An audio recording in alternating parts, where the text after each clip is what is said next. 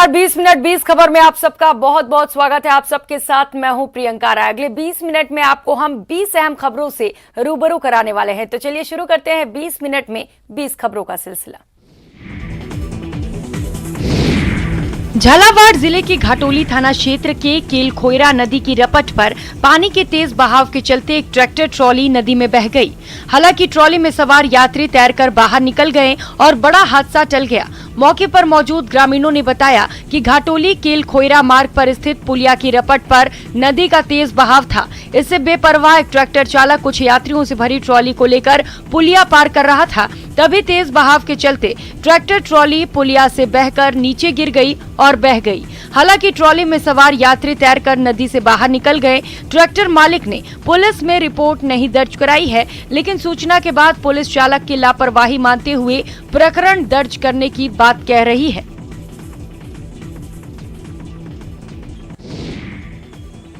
बारां जिले में 2 दिन से मानसूनी बारिश का दौर चल रहा है। जिले के बारां, छबड़ा, अटरू, शाहाबाद सहित विभिन्न जगहों पर बारिश हो रही है। बीते 24 घंटे में सुबह 8 बजे तक जिले के शाहाबाद क्षेत्र में सबसे ज्यादा 132 mm बारिश हुई है। लगातार हो रही बारिश के चलते नदी नाले उफान पर हैं। कई जगहों पर नदी पर बनी पुलिया पर तेज रफ्तार से पानी बहने से आवागमन बंद हो गया है। उधर खेतों में तैयार फसल में खराबा होने की आशंका को लेकर किसान परेशान हैं। तेज बारिश से कई बस्तियों में जलभराव की समस्या बनी हुई है। जिले के शाहाबाद में रिकॉर्ड बारिश के कारण नदी नाले उफान पर बह रहे हैं। दूसरी तरफ बारिश के बाद मौसम में ठंडक घुलने से लोगों को उमस और गर्मी से राहत मिली है।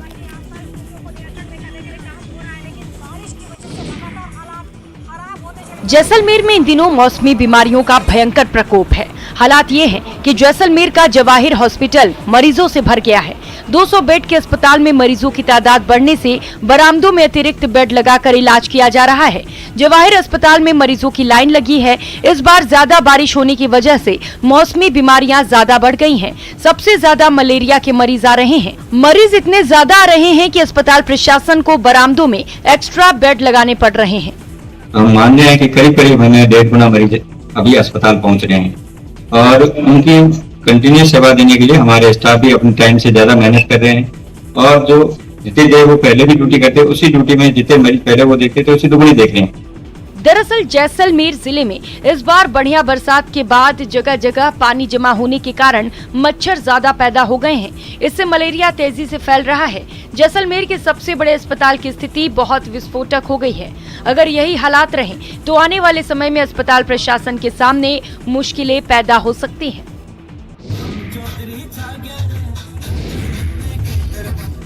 पोखरण के भनियाना के चैनपुरा स्कूल में ग्रामीण ओलंपिक के समापन समारोह में विजेता और उपविजेता खिलाड़ियों के साथ अतिथियों ने डांस करते हुए जमकर जश्न मनाया। कार्यक्रम में शामिल अतिथियों ने विजेता और उपविजेता टीमों को ट्रॉफी और प्रमाण पत्र भेंट कर हौसला अफजाई करते हुए भविष्य की शुभकामनाएं दी। विजेता और उपविजेता टीमों के खिलाड़ियों के साथ बीडीओ, सरपंचों, जनप्रतिनिधियों सहित दूसरे अतिथियों ने डीजे की धुन पर जमकर नाचते हुए खिलाड़ियों को एकता और भाईचारे के साथ गेम खेलने का संदेश दिया। सीएम द्वारा ग्रामीण क्षेत्रों में राजीव गांधी ग्रामीण ओलंपिक खेलों को लेकर ग्रामीण और विद्यार्थी काफी उत्साहित नजर आए।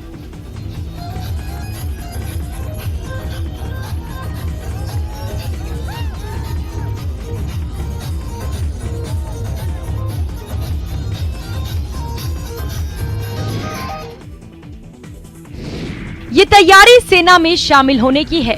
फौजी बनने के अपने सपने को परवान चढ़ाने की है। तस्वीरें उधमपुर की हैं। अग्निपथ भर्ती योजना के तहत युवाओं को अग्निवीर बनाने के लिए सेना की ओर से सीमावर्ती क्षेत्रों में रहने वाले युवाओं को विशेष प्रशिक्षण दिए जा रहे हैं ताकि ये अग्निवीर बनकर देश सेवा में जुट सके, सीमाओं की रक्षा कर सके। युवा भी बड़े उत्साह और जोश के साथ अग्निवीर बनने के लिए प्रशिक्षण हासिल करने के लिए सेना के आयोजित किए जा रहे शिविरों में पहुंच रहे हैं। इधर अच्छा सब कुछ हो रहा है सर। अब अच्छी रनिंग हो रही है, अच्छी पीटी हो रही है और सब कुछ अच्छा ही हो रहा है। और हमको पता नहीं था कैसे रनिंग होती है, कैसे पीटी होती है और कैसे हमको कुछ पता नहीं था कि आगे जाके हम कैसे रिटर्न देंगे और कैसे सवाल आते थे। इधर सब कुछ हो रहा है सर। अभी सब कुछ बताया गया है इधर के मेडिकल ऐसे होता है और हमारी क्लासेस भी चल रही हैं सर। अगर कोई अगर रेस क्वालिफाई भी कर देता था, उसको रिटर्न के बारे में नहीं पता होता, रिटर्न में क्या आएगा, क्या करना होता है। तो अभी हमारी क्लासेस भी चल रही हैं इधर सर, बहुत अच्छे से पढ़ा रहे हैं, सब कुछ फिजिकल अच्छा चल रहा है, हमें एक्सरसाइज करवाई जा रही है अच्छे से। भारतीय वायुसेना के सूर्य किरण विमानों की एरोबेटिक टीम ने ऐसे हैरत अंगेज करतब दिखाए हैं कि देखने वाले अपलक इसे निहारते रह गए। तस्वीरें ओडिशा की राजधानी भुवनेश्वर से आई हैं। ये एयर शो कुआखाई नदी तट पर बाली यात्रा मैदान पर आयोजित हुआ।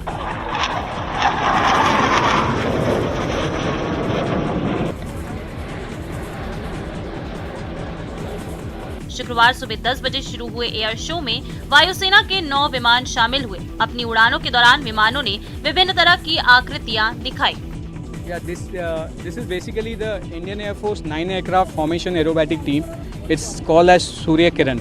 So Surya Kiran, I'm sure all of you are aware what's the meaning of Surya Kiran in Hindi.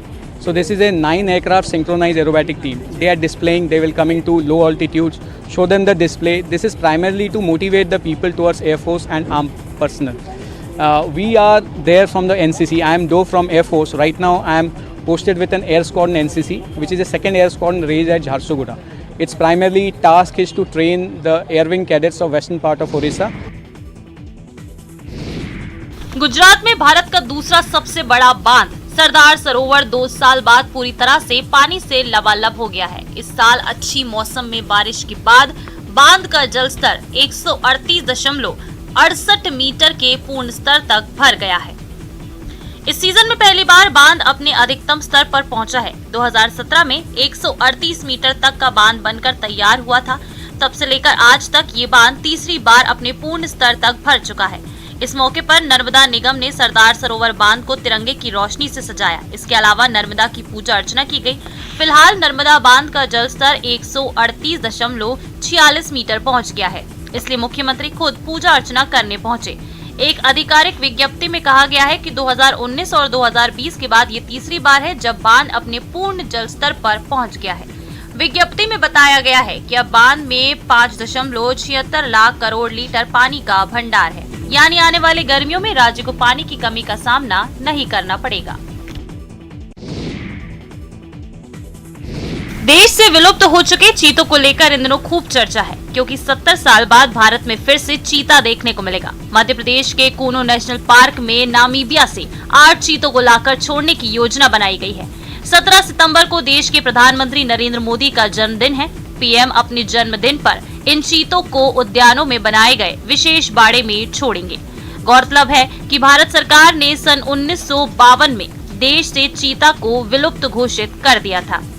मिली जानकारी के मुताबिक सन 1947 में छत्तीसगढ़ के कोरिया महाराजा रामानुज प्रताप सिंह से सलका गांव के ग्रामीणों ने हिंसक हो चुके चीतों की शिकायत की थी। गांव वालों के मुताबिक चीते आए दिन जानवरों और इंसानों पर हमला कर रहे थे, जिसके बाद हंटर कहे जाने वाले महाराजा रामानुज प्रताप सिंह ने रामगढ़ के घने जंगलों में घात लगाकर आखिरी 3 चीतों का शिकार कर दिया था। देश का आखिरी चीता मारने का रिकॉर्ड कोरिया महाराजा के नाम दर्ज है। राजधर्म में जनता को हिंसक जानवरों से रक्षा करना भी राजा का कर्तव्य होता है। राजा साहब पास गए, राजा साहब बोले इसका मैं हल निकालूंगा, और उसके बाद फिर आदमखोर चीते को फिर मारा गया, लेकिन रामगढ़ जंगल मारा गया, मतलब इधर सुना के और आगे निकल गए। बेबी एलिफेंट के रेस्क्यू ऑपरेशन की तस्वीरें छत्तीसगढ़ के कोरबा से। जिले के कटघोरा वन मंडल में गुरुवार शाम एक नन्हा हाथी सड़क पार करते हुए पुल के गड्ढे में फंस गया। उसकी मां और अन्य हाथी उसे बचाने के लिए आए, लेकिन वो गड्ढे से नहीं निकल सका। उसे बचाने के लिए हाथियों का दल वहां जमा हो गया, जिसके कारण कटघोरा चोटिया नेशनल हाईवे 130 करीब 3 घंटे तक जाम रहा। शावक को बचाने में जितनी देर लग रही थी, उसकी मां की बेचैनी बढ़ती जा रही थी, जो साफ दिख रही थी। इस वजह से वनकर्मी शावक के अधिक पास जाने में असफल हो रहे थे। फिर मौके पर 2 जेसीबी बुलाई गई, लेकिन तब भी मादा हाथी के वहां होने से रेस्क्यू ऑपरेशन में दिक्कत हो रही थी, कुछ समय बाद जब वो कुछ देर के लिए सड़क पार कर जंगल में गई तो तुरंत रेंजर मनीष सिंह और अभिषेक दुबे जेसीबी पर सवार होकर पुल के पास जाकर गड्ढे को मिट्टी से पाटा और कड़ी मशक्कत के बाद हाथी के शावक को सुरक्षित निकाल लिया। पहले तो हम लोगों ने पूरे हाईवे में ट्रैफिक को रुकवाया। जैसे ही उसकी माँ जो है हथनी वो दूसरी तरफ गई तो फिर हम लोगों ने खुद ही वहाँ जा करके उसको रस्सी से खींच करके जेसीबी में बांध करके ऊपर उठाया, जैसे कि आप लोग देखे हैं। लेकिन गड्ढा उतना ज़्यादा था और कंक्रीट में क्योंकि काई जम गया था, इस कारण वो निकल नहीं पा रहा था। तो जैसे ही उसकी माँ किनारे हुई, हम लोगों ने उसे रस्सी से बांध करके उसको बाहर निकाला। राजनांदगांव शहर के महेंद्र नाम के युवक ने एक पैर से दिव्यांग होने के बावजूद अपनी कमी को ही अपनी ताकत बनाई। हौसले की बदौलत मिस्टर छत्तीसगढ़ बन गए। 10 से 12 वर्ष पूर्व एक्सीडेंट में अपना एक पैर गंवाने के बाद इनके जीवन में निराशा आ गई थी। ऐसा अंधेरा जहां रोशनी का नामो निशान तक नहीं था। जब वो अपने भाई के साथ जिम जाते थे तो उन्हें लगा कि क्यों ना वो भी जिम जाए, कुछ खास करे। देखते ही देखते उनका ये जुनून बॉडी बिल्डिंग प्रतियोगिता में रंग लाने लगा। महेंद्र कामयाब होते गए और वो दिन भी आया जब वो मिस्टर छत्तीसगढ़ बन गए। खास बात ये है कि महेंद्र ने अपनी हिम्मत, लगन और हौसले की बदौलत यहाँ तक का सफर तय किया है। महेंद्र का कहना है कि दूध बेचकर ही वो अपना खर्च उठाते हैं। उनके 1 महीने की डाइट पर 10 से 12 हजार रुपए खर्च आता है। रायपुर में हुआ मिस्टर छत्तीसगढ़ आयोजन, वहीं गया था खेलने, तो वहाँ जिले भर के कई जिले के आए थे, तो वहीं जीत के हासिल किया मिस्टर छत्तीसगढ़। आज के समय में जहां जिंदगी के अंतिम पड़ाव पर अपने ही साथ छोड़ देते हैं, वहीं हिमाचल प्रदेश के हमीरपुर में एक ऐसा शख्स है जो लावारिस लाशों को अपने कंधे पर ढोकर न केवल उनका अंतिम संस्कार कराता है, बल्कि अपने खर्चे पर हरिद्वार जाकर अस्थियों को मां गंगा में पूरे रीति रिवाज से प्रवाहित करता है। और तो और समाज सेवी शांतनु कुमार 11 ब्राह्मणों को भी भोजन और वस्त्र दान करते हैं। हरिद्वार में कोई भी गरीब परिवार अस्थि विसर्जन के लिए जाता है तो शांतनु वहां फोन कर हरिद्वार का पूरा खर्च माफ करवा देते हैं। शांतनु अब तक 2790 लावारिस शवों का अंतिम संस्कार करवा चुके हैं। समाज सेवा के क्षेत्र में बेहतर कार्य करने के लिए कई सामाजिक संगठनों ने शांतनु कुमार को सम्मानित भी किया है। प्रदेश सरकार की तरफ से भी विभिन्न मंचों पर उनको सम्मानित किया गया है।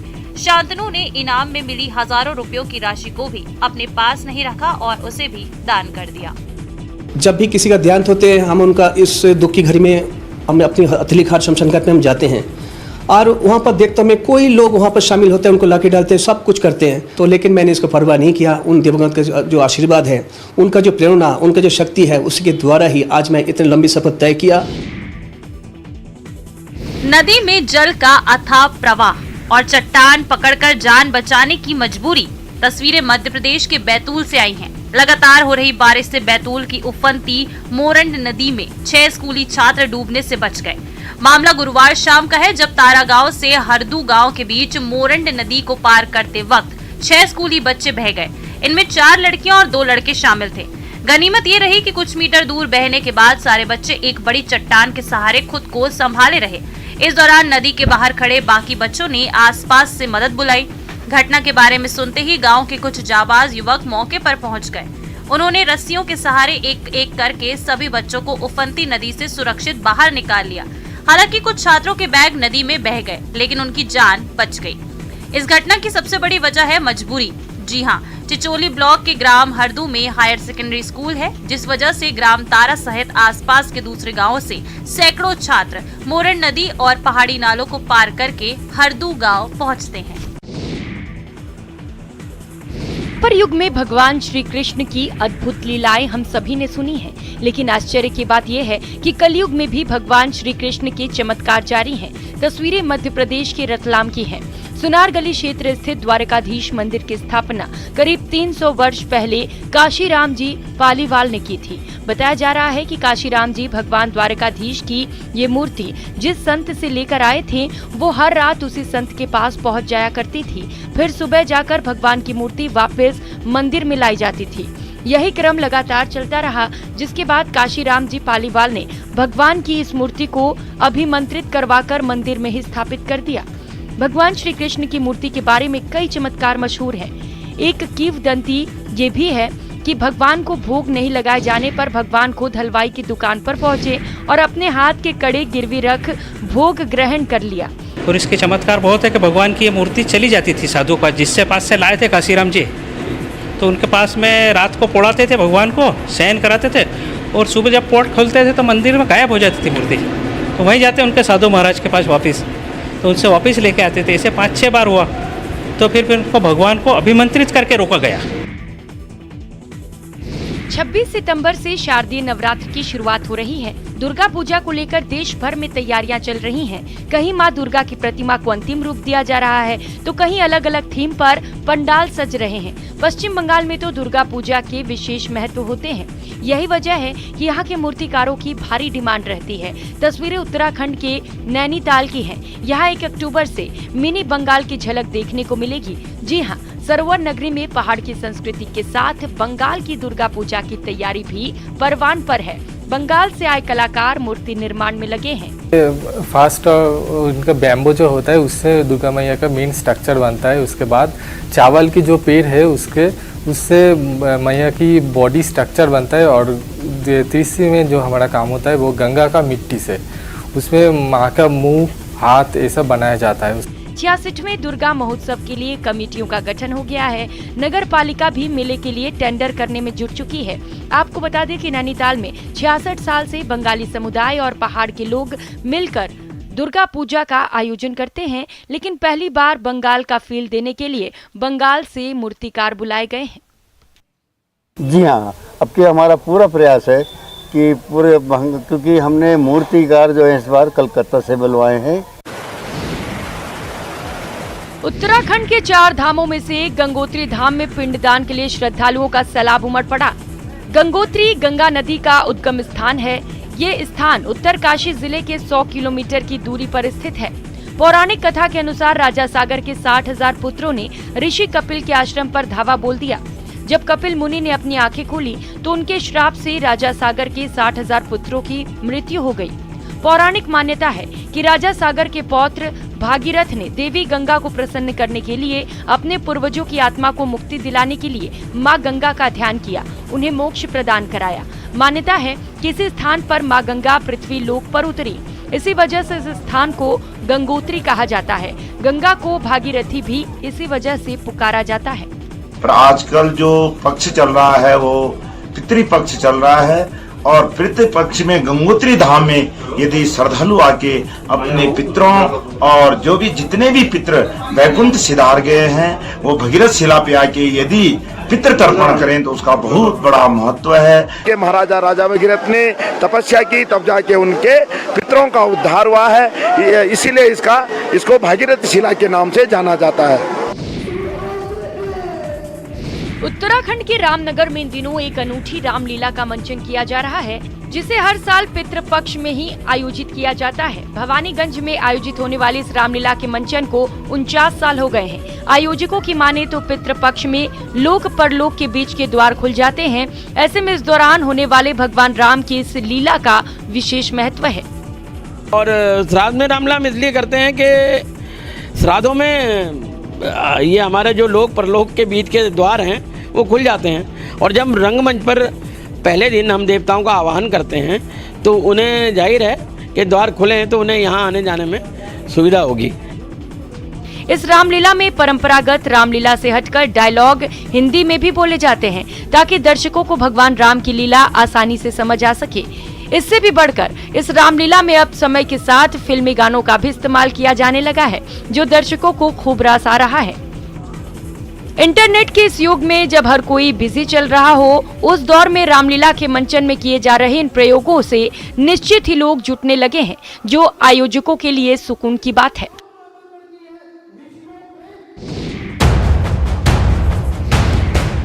गुवाहाटी के नरेंगे स्थित आर्मी पब्लिक स्कूल में एक हाथी घुस गया। स्कूल के गलियारों में घूमते हुए जंबू को देखकर लोग डर गए।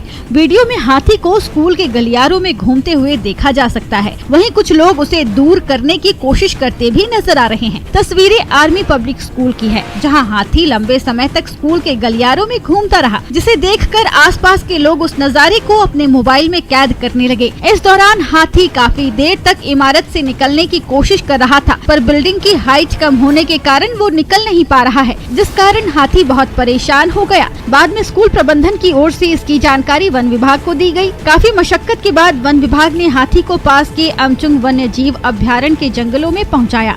बताया जा रहा है कि हाथी खाने की खोज में स्कूल तक जा पहुंचा था और फिर स्कूल की बिल्डिंग में फंस गया। हाथी का ये वीडियो सोशल मीडिया पर जमकर वायरल हो रहा है, जिसे यूजर्स काफी पसंद कर रहे हैं।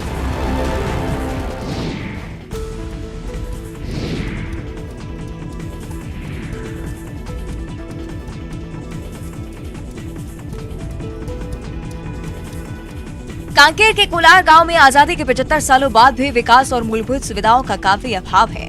यहाँ एक पुल की काफी जरूरत है, क्योंकि इसके बगैर बच्चे जहाँ जान जोखिम में डालकर पुल पार कर रहे हैं। यहाँ के 3 गांव बड़े साल्हेभाट, डांगरा और फुलपार के बच्चों के लिए बरसात आफत बन रही है।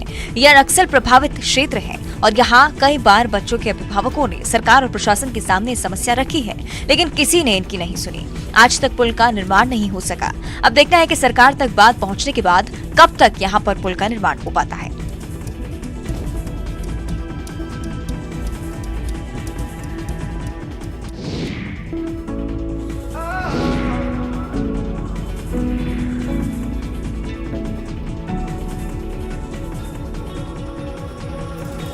बॉलीवुड एक्टर अनुपम खेर न सिर्फ बेहतरीन एक्टर हैं, बल्कि वो एक अच्छे लाइफ कोच भी माने जाते हैं। वो समय समय पर जिंदगी से जुड़ी सीख शेयर करते रहते हैं। इस बार भी कुछ ऐसा ही हुआ है। एक्टर हमेशा ही फिल्मों से इतर भी अलग अलग मुद्दों पर बात करते रहते हैं। अनुपम खेर उन एक्टर्स में से हैं जो पॉजिटिविटी की राह दिखाते हैं।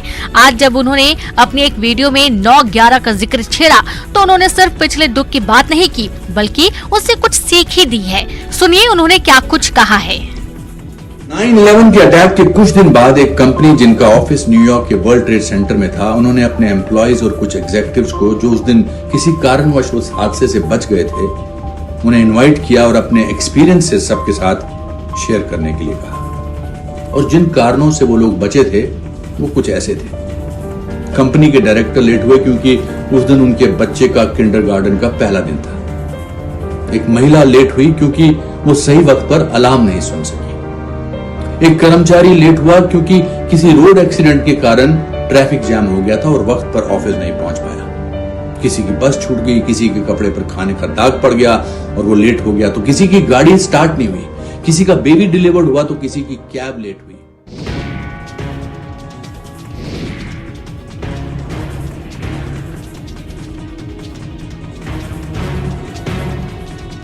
उज्बेकिस्तान से एक अजीबोगरीब तस्वीर सामने आई है, जब द्विपक्षीय मुलाकात के दौरान पाकिस्तान के प्रधानमंत्री शहबाज शरीफ को एयरफोन ने काफी परेशान किया।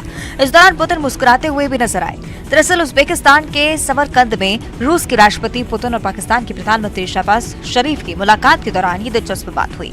जब पाकिस्तानी प्रधानमंत्री अपने एयरफोन का ठीक से इस्तेमाल नहीं कर पा रहे थे, तो वो बार बार उनके कान से गिर रहा था। इसके बाद हार कर शहबाज शरीफ ने मदद की गुहार लगाई। जब ये सब हो रहा था, रूस के राष्ट्रपति पुतिन मुस्कुरा रहे थे।